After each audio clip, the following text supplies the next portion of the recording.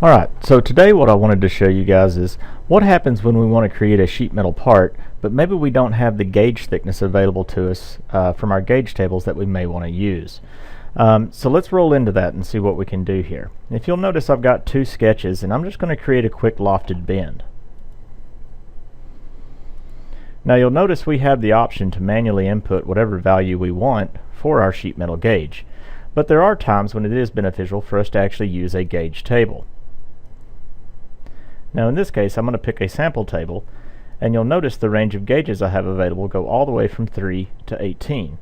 But what happens if I actually want to use a gauge slightly smaller than 18, maybe 19, 20, or 21?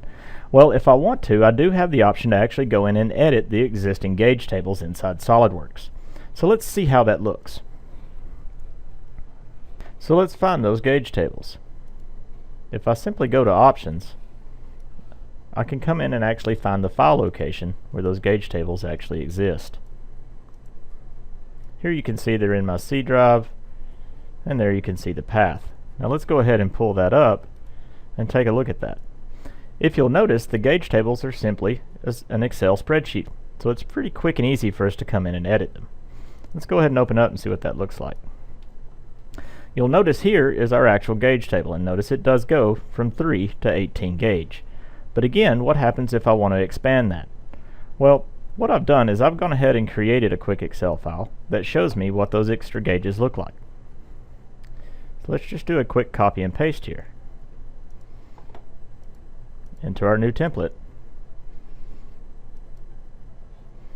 And now you can see we have our other gauges added.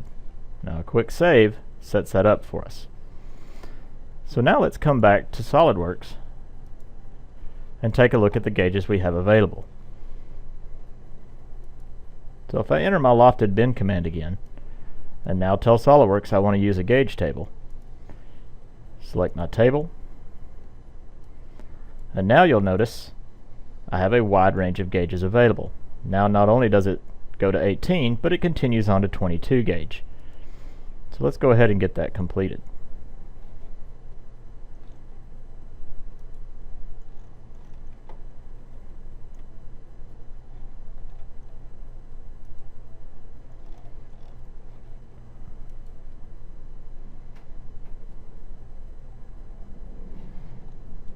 And now you see I can create my part and vary my gauge thickness.